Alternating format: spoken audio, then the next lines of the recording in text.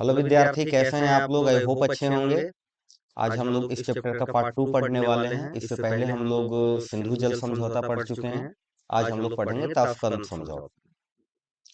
तो ताशकंद जो जगह है ये सोवियत संघ के अंदर है और वर्तमान में ये उज्बेकिस्तान में है। ठीक है। तो अगर हम बात करें ताशकंद समझौता की, तो ये हुई थी 10 जनवरी 1966 को। ठीक है। 10 जनवरी 1966 को हुई थी। और ये एक शांति समझौता था। और इस समझौते के तहत क्या हुआ था, भारत और पाकिस्तान दोनों भी अपनी शक्ति का प्रयोग नहीं करेंगे। और किसी तरह का भी अगर झगड़ा होगा तो उसको आपस में बातचीत करके शांतिपूर्ण ढंग से खत्म करेंगे। तो ये जो समझौता हुआ था सोवियत संघ की मध्यस्थता में हुई थी। और इसीलिए ये सोवियत संघ का पार्ट हुआ करता था उस समय उज्बेकिस्तान। तो वही ताशकंद है, तो इसलिए वही ये हुआ था। उस समय के तत्कालिक प्रधानमंत्री लाल बहादुर शास्त्री थे। तो अगर हम बात करें कि ताशकंद समझौता 1966 के मेन प्रावधान क्या थे, तो इसमें जो एक पॉइंट था, भारत और पाकिस्तान दोनों अच्छी पड़ोसी देशों और संयुक्त राष्ट्र के नियमों का पालन करेंगे। संयुक्त राष्ट्र के नियमों का पालन करेंगे और अच्छे पड़ोसी बन के रहेंगे। तो पहला पॉइंट तो ये था इसका, ताशकंद समझौता का। और ये कारण क्यों बना था ताशकंद समझौता? क्योंकि 65 में हम भारत से पाकिस्तान से युद्ध जीते थे, इसलिए इस समझौते के अनुसार 25 फरवरी 1966 तक 25 फरवरी 1966 तक दोनों देशों की सेनाएं अपने अपने कस्बों में वापस लौट आएंगी। कहां से? जहां से संघर्ष शुरू हुआ था। 5 अगस्त 1965 को जो संघर्ष शुरू हुआ था, तो इसके लिए एक टाइम दिया गया कि 25 फरवरी 1966 तक सभी सेना जहां लड़ाई करने के लिए बॉर्डर के एरिया के आसपास गए हुए थे, या कोई एक दूसरे के बॉर्डर में भी गए हुए थे, तो ये लोग सब अपने अपने जगह पे आ जाएंगे। ये दूसरा पॉइंट था। पहला पॉइंट था दोनों के बीच में समझौता, और दूसरा पॉइंट था सभी सेना वापस हो जाएंगे। अगला पॉइंट,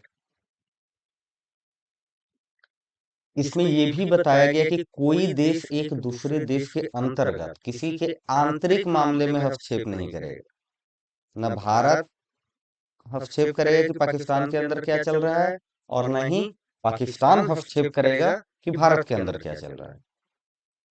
और दोनों देशों ने यह भी ठान लिया आपस में कि कूटनीतिक संबंधों को फिर से मजबूत करेंगे। कूटनीतिक संबंध मतलब जो हमारे राजनीतिक संबंध है, उसको हम लोग फिर से ठीक करेंगे। और एक दूसरे पे कोई भी नकारात्मक कार्रवाई नहीं करेंगे। ताशकंद समझौते के अनुसार जितने शरणार्थी थे, शरणार्थियों और पलायन करने वालों की समस्याओं का समाधान संभव बनाया गया। मतलब जितने शरणार्थी थे जो एक देश से दूसरे देश में गए हुए थे और जो पलायन करके इधर उधर कर रहे थे, उसको उनकी जो एक समस्या थी उस समस्या को समाधान और संभव बनाया गया। तो ये था दोस्तों ताशकंद समझौता। अब बात करते हैं शिमला समझौता की। शिमला समझौता हुआ था 1971 में। हमारे भारत और पाकिस्तान के साथ युद्ध हुआ था 1971 में। इसी के बाद 3 जुलाई 1972 को भारत और पाकिस्तान के बीच शिमला में एक संधि पे हस्ताक्षर होते हैं। ठीक है। शिमला में एक संधि पे हस्ताक्षर हुए, जहां पे भारत के तरफ से इंदिरा गांधी और पाकिस्तान के तरफ से जुल्फिकार अली भुट्टो, पाकिस्तान के तरफ से जुल्फिकार अली भुट्टो शामिल थे। अब ये दोनों समझौता एक करते हैं शिमला समझौता के नाम से। तो ये समझौता क्या था इसके बारे में जानते हैं। भारत और पाकिस्तान सीधे बातचीत से अपनी समस्याओं का समाधान करेंगे, न कि लड़ाई झगड़े करेंगे, न कोई तीसरा आदमी आएगा। यहाँ ये तय किया गया कि कोई भी देश बल का प्रयोग नहीं करेगा। मतलब पहले फायरिंग नहीं करेगा कोई भी, या एक पक्षीय कार्रवाई नहीं करेगा।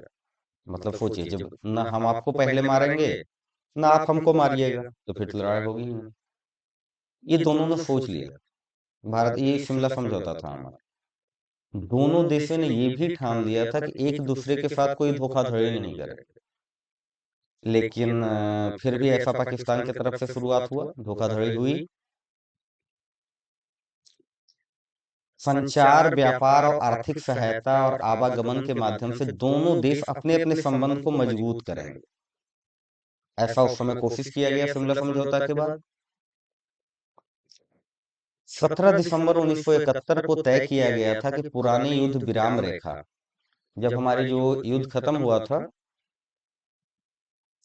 तो 17 दिसंबर 1971 को यह तय किया गया था कि पुराने युद्ध का जो विराम रेखा है अब नई रेखा माना जाएगा, जो 1947 में स्थापित की गई थी, पुरानी वाली ही रेखा। दोनों देशों ने समझौते में यह स्वीकार किया, उनकी सेनाएं अपनी सीमाओं के अंदर ही रहेंगी। न भारत की सेना पाकिस्तान की सीमा में जाएगी, न पाकिस्तान की सेना भारत की सीमा में आएगी। तो ये सब प्रमुख समझौते थे, समझौते के सब पॉइंट थे।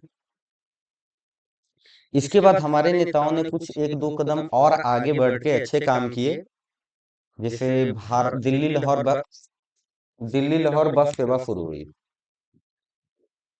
अब दिल्ली लाहौर जो बस सेवा शुरू हुई तो सबसे पहला हुआ था सदाए सरहद।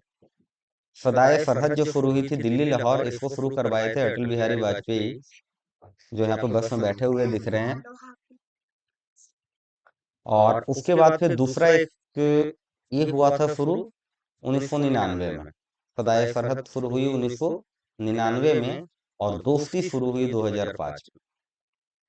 तो दोस्ती श्रीनगर मुजफ्फराबाद के बीच में बस शुरू हुई थी, ये हुई थी मनमोहन सिंह के सरकार में। तो यहाँ पर मनमोहन सिंह दिख रहे हैं झंडे दिखाते हुए, यहाँ पे 1999 में अटल बिहारी वाजपेयी प्रधानमंत्री थे, ये बस में बैठे हुए दिख रहे हैं। अब सदाए सरहद दिल्ली लाहौर बस सेवा को 19 फरवरी 1999 को तत्कालीन पीएम अटल बिहारी वाजपेयी ने की थी शुरुआत। मार्ग क्या था? दिल्ली और लाहौर को जोड़ती थी ये मार्ग। संचालन दिल्ली परिवहन निगम डीटीसी और पाकिस्तान की बस सेवा द्वारा शुरू हुआ था।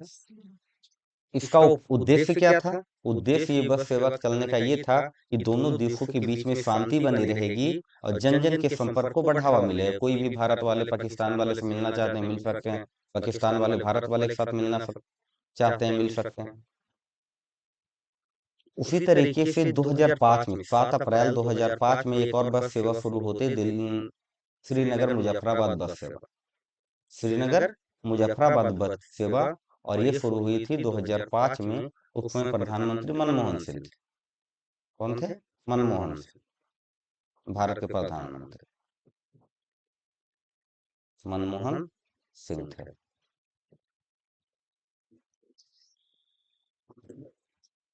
इसका भी उद्देश्य क्या था? इसका उद्देश्य ये था कि जम्मू और कश्मीर दोनों ओर के लोगों को जोड़ने के लिए मानवीय उपाय के तौर पर शुरू की गई थी जम्मू कश्मीर मुजफ्फराबाद बस सेवा।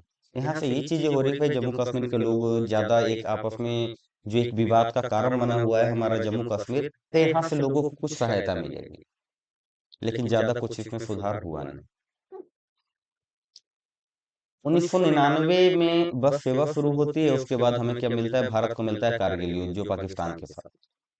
लेकिन फिर भी वहां पे बस सेवा जारी रहा, चलो कोई बात नहीं।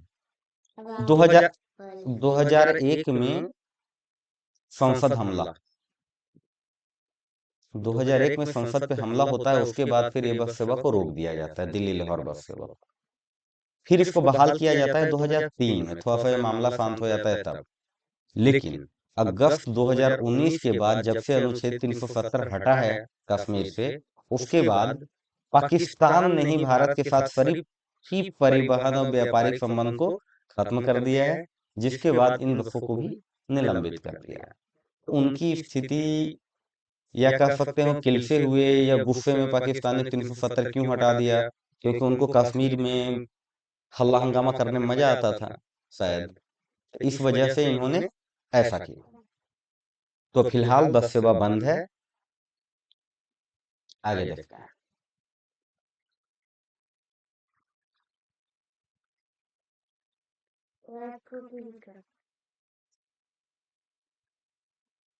अभी हम लोग का पढ़ने वाले बांग्लादेश में लोकतंत्र। तो उधर हम लोग देखे भारत और पाकिस्तान के बीच में संबंध, पाकिस्तान के बारे में समझे। कुछ समझौता था, ताशकंद समझौता, शिमला समझौता, सिंधु जल समझौता, वो सब के बारे में पढ़े। अब एक हमारा दूसरा पड़ोसी देश है बांग्लादेश। यहाँ पे एक समय था शेख मुजीबुर रहमान की अगुवाई में बांग्लादेश का निर्माण हुआ था। 1947 से 71 तक बांग्लादेश किसका भाग था?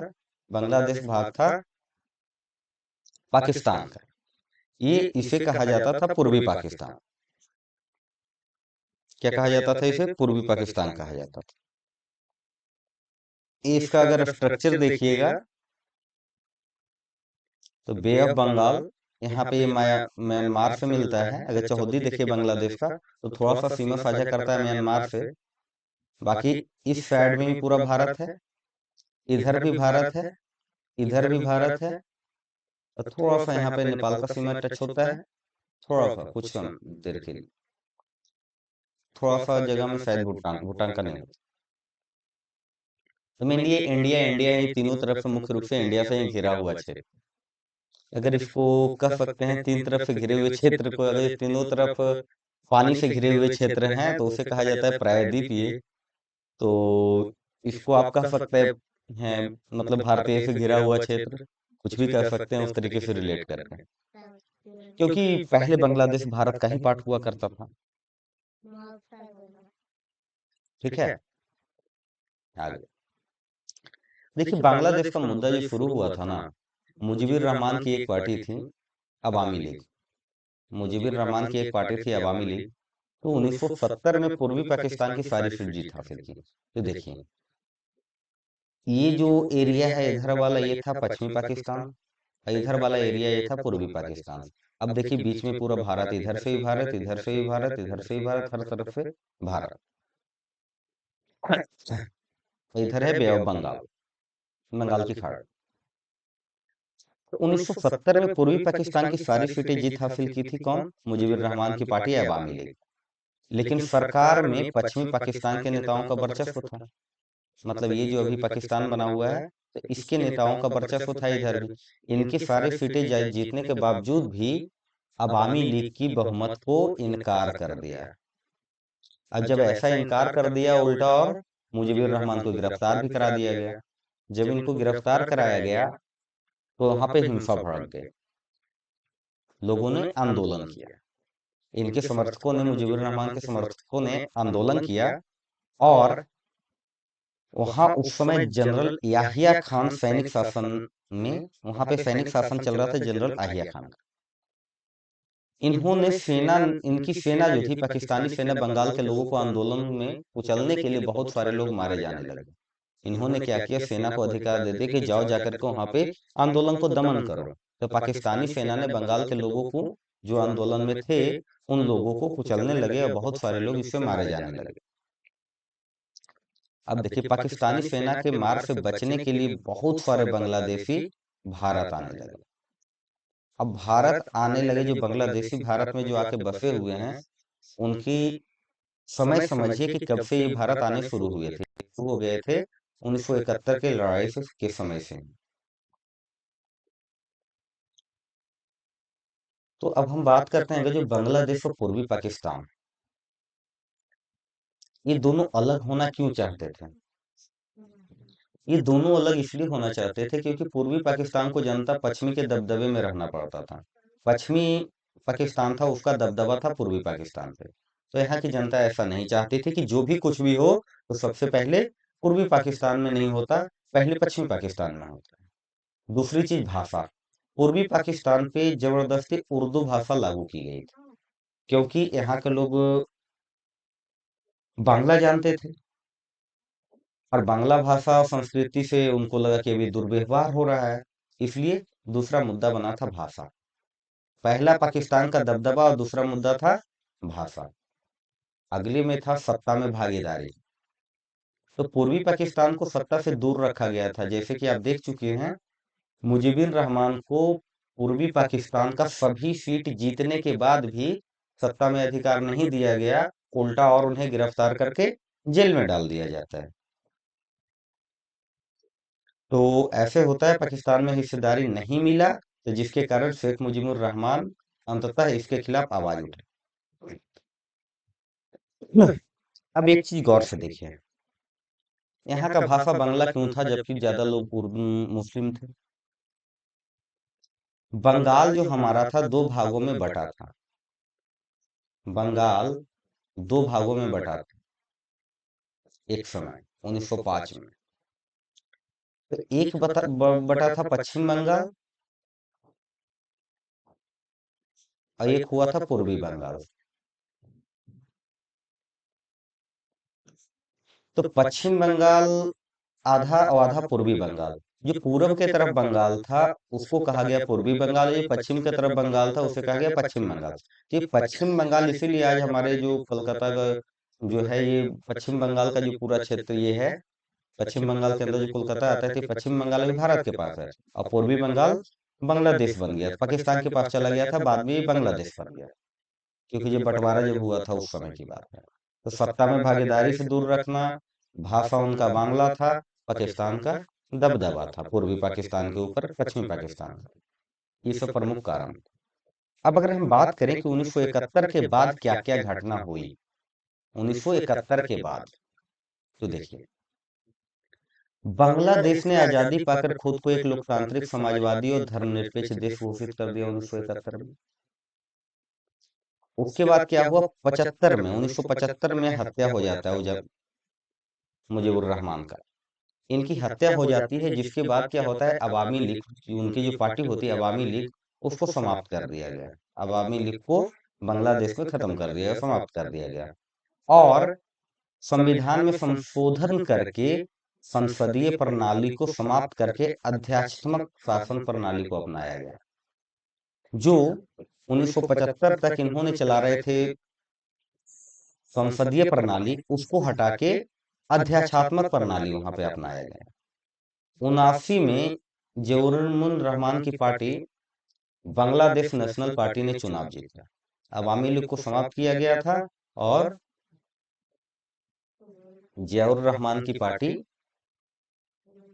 बांग्लादेश नेशनल पार्टी ने चुनाव जीता, लेकिन उसके बाद उनकी भी हत्या कर दी गई।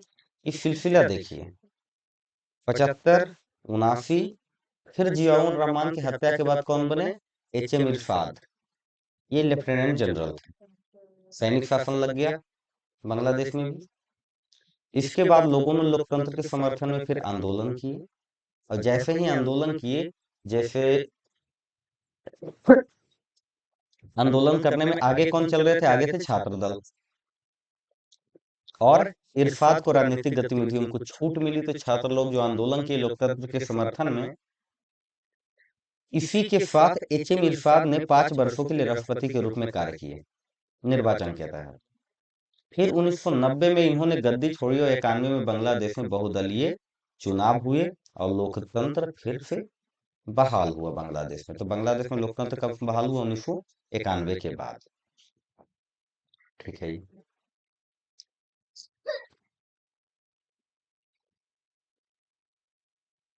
अगर थोड़ा सा बात करें कि 71 के बाद, क्रांति के बाद बांग्लादेश तो एक राज्य बना, पहले पूर्वी पाकिस्तान था, शेख मुजीबुर रहमान पहले राष्ट्रपति बने, उसके बाद भारत के साथ संबंध अच्छे रहे, क्योंकि एक 1971 के युद्ध में भारत ने इनको बहुत मदद किया था। ठीक है। अब अगर अभी की बात करें, थोड़ी सी चीजों को अगर रिलेट करें, जैसे ये 91 के बाद यहाँ पे लोकतंत्र चला, तो आगे चल के ना शेख मुजीबुर रहमान की बेटी जो शेख हसीना थी, उनकी भी भारत के साथ बहुत अच्छे संबंध है। लेकिन 2024 में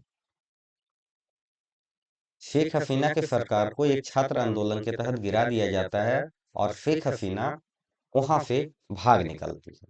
जैसा कि उनको बताया गया कि हो सकता है उनकी मृत्यु की भी आशंका थी, कि मार दिए जाते, असैसिनेशन हो जाता उनका। इसलिए शेख हसीना 2024 में भागकर भारत आ गई। अब भारत के नियम के तहत एक है कि भारत शरणार्थियों को, कोई भी शरणार्थी है तो उसे शरण देता है, वो किसी रूप में आए। ठीक है। तो 71 में क्रांति के बाद बांग्लादेश एक राज्य बनता है, वो पूर्वी पाकिस्तान कहा जाता है। शेख मुजीबुर रहमान पहले राष्ट्रपति बनते हैं वहां के, और भारत के साथ संबंध बनाते हैं, अच्छे संबंध, क्योंकि 1971 की लड़ाई में भारत ने ही इनको मदद किया था इनको अलग करने में। अब समय आता है 1975, उनकी हत्या के बाद ऐसी कुछ शक्ति उभरती है मुजीबुर रहमान की हत्या के बाद, जो भारत के खिलाफ विरोधी रुख अपनाते हैं। जैसे शेख हसीना तक भारत के संबंध अच्छे थे बांग्लादेश के साथ, लेकिन अभी कुछ अन्य देशों के साथ, जो भारत के विरोधी देशों के साथ कहा जाता है, उकसाने के बाद अभी बांग्लादेश में हिंसा भड़की हुई है। उल्टे सीधे बयान देते हैं जो उनको नहीं देना चाहिए। तो यही कारण था कि जब की बेटी मुजमिर, इनकी बेटी जो थी, इनकी बेटी जो शेख हसीना ने सरकार बनाई तो संबंध अच्छे हुए। जैसा कभी बताया कि जो शेख हसीना की जब सरकार बनी, मुजिबुर रहमान की बेटी थी, तो इनकी बेटी के से इनके भारत के बहुत अच्छे, इनके प्रधानमंत्री बनने से भारत के संबंध सुधर गए। जब इनके संबंध कुछ सुधरे, बांग्लादेश के प्रधानमंत्री शेख हसीना और भारत के प्रधानमंत्री के बीच में, लेकिन फिर एक समय के लिए बीच में बेगम खालिदा की सरकार बनी। बेगम खालिदा अभी भी उनकी पार्टी है, वहां चुनाव लड़ती है। तो बेगम खालिदा की जब सरकार बनती है बांग्लादेश में, तो फिर स्थिति फिर से खराब हो जाती है। लेकिन दिसंबर 1996 में गंगा नदी के पानी का एक विवाद सुलझ गया, जब फरक्का बांध के विषय पे समझौता हो गया। तो जो गंगा गंगा नदी के बीच में जो एक प्रॉब्लम चल रहा था, गंगा को पानी के लेकर के भारत और पाकिस्तान के बीच में, जो एक फरक्का बांध के विषय पर भी समझौता हो गया, साथ साथ विवाद सुलझ गया। लेकिन बेगम खालिदा जब तक रही सरकार में, उनके शासनकाल में आतंकवादी शक्ति को प्रोत्साहन मिला, जिससे भारत में घुसपैठ की संबंधों में तनाव आना स्वाभाविक। भारत में बहुत घुसपैठ हुए। बेगम खालिदा के शासनकाल में, ठीक है। भारत और बांग्लादेश के बीच अगर विवाद के कारण की बात करें, तो प्रमुख विवाद के कारण क्या रहे थे, ये अभी तक रहे हैं। ये रहा है ब्रह्मपुत्र और गंगा नदी का जल का हिस्सेदारी, ठीक है। दूसरा रहा है अवैध अप्रवास। अक्सर बांग्लादेश घुसपैठिए भारत आते रहते हैं किसी न किसी रूप में। भारत विरोधी इस्लामी जमातों का बांग्लादेश का समर्थन। जो लोग भारत के विरुद्ध है, वो बांग्लादेश को समर्थन करते हैं भारत विरोधी में। और उन लोग जो कुछ बांग्लादेश के लोग हैं, वो भारत के खिलाफ बयान देते हैं, जैसा कि अभी चल रहा है। कुछ लोग बांग्लादेश को भड़का रहे हैं, अब बांग्लादेश उल्टा सीधा बयान दे रहा है भारत के खिलाफ। और जो भारतीय सेना को जो पूर्वोत्तर भारत में जाने के लिए बांग्लादेश का रास्ता नहीं देता, क्योंकि देखिए हमारा एक थोड़ा सा एक पतला सा लगभग कुछ ही किलोमीटर, लगभग 26 किलोमीटर, बहुत कम किलोमीटर चौड़ा एक सड़क है भारत और पाकिस्तान के, मतलब बहुत कम जगह है। हमारा उसे बोला जाता है चिकन नेक। भारत के मैप में जहाँ पे उधर 7 सिस्टर्स हैं, क्योंकि बीच में बांग्लादेश था, अब वो अलग हो गया था, हमें बहुत कम छोटे से रास्ता बनता है हमारा, असम का एरिया। तो वहीं से हम लोग उधर जाने का एक रास्ता है, क्योंकि बांग्लादेश से अगर हम सीधे जाएं तो 7 सिस्टर्स में आसानी से पहुंच सकते हैं सभी जो हमारे उधर के राज्य हैं। लेकिन पूर्वोत्तर भारत में जाने के लिए बांग्लादेश रास्ता नहीं देता है। तो ये सब हमारे विवाद के कारण बने रहते हैं। और क्या है, बांग्लादेश से होकर भारत को म्यांमार तक प्राकृतिक गैस निर्यात करने नहीं दिया गया। भारत चाह रहा था कि म्यांमार को हम प्राकृतिक गैस निर्यात करें, लेकिन वो पाइपलाइन बन के जाती बांग्लादेश के से। जब बांग्लादेश से बन के जाती, तब पाइपलाइन बनाए जाते, ऐसा कुछ प्लान था भारत का कि म्यांमार को प्राकृतिक गैस निर्यात करेंगे, लेकिन बांग्लादेश ने मना कर दिया। बांग्लादेश ने मना कर दिया। ये हमेशा भारत पे ये आरोप लगाता रहता है कि भारत नदी का जल का हिस्सेदारी जो है, भारत नदी जो जो जाती है भारत से होकर के नदी बांग्लादेश में, उसके हिस्सेदारी पे ये कुछ क्लियर नहीं कर पाते, ये उपेक्षाकृत व्यवहार नहीं करते हैं। व्यापार में बेईमानी, चटगांव में पर्वतीय क्षेत्रों पर विद्रोह को समर्थन देने के आरोप बांग्लादेश भारत पे लगाता है, कि चटगांव में जो पर्वतीय क्षेत्रों में विद्रोह हुआ, उसमें भारत का समर्थन था। व्यापार सही तरीके से आप नहीं करते हैं भाई, बेईमानी करते, तो इस तरीके के आरोप बांग्लादेश लगाते हैं। अब भारत भी इनके ऊपर आरोप लगाता है, जिसके कारण ये सब संबंध हमारे खराब होते हैं बांग्लादेश से। जब हमारे अच्छे संबंध थे, तो भारत द्वारा एक नीति अपनाई गई थी, लुक ईस्ट। तो 2014 में एक्ट ईस्ट नीति पे बांग्लादेश भारत के साथ खड़ा था। 2015 में दोनों देशों ने कुछ सीमांत क्षेत्रों का समझौता भी किया। दोनों देशों के बीच व्यापार भी तेजी से बढ़ रहा था। आपदा प्रबंधन और पर्यावरण के मामलों पर दोनों देश का सहयोग कर रहे थे एक दूसरे को, क्योंकि पड़ोसी है। अगर पड़ोसी के घर में गंदगी है, तो गंदगी की जो स्मेल हो आपके घर तक भी आएगी। इसलिए खुद भी साफ रहें, पड़ोसियों के भी साथ रखें। तो आज के लिए हम इतना ही रखेंगे। आगे हम लोग पढ़ेंगे नेपाल के साथ, श्रीलंका के साथ, बांग्लादेश, भूटान के साथ हमारे संबंध के बारे में, उसको कम है। तो अगले पार्ट में कोशिश करेंगे कि ये कंप्लीट हो जाए। आज के लिए इतना ही। जो लोग नए हैं इस चैनल पे, वो इसको लाइक कीजिए, शेयर कीजिए और सब्सक्राइब कीजिए।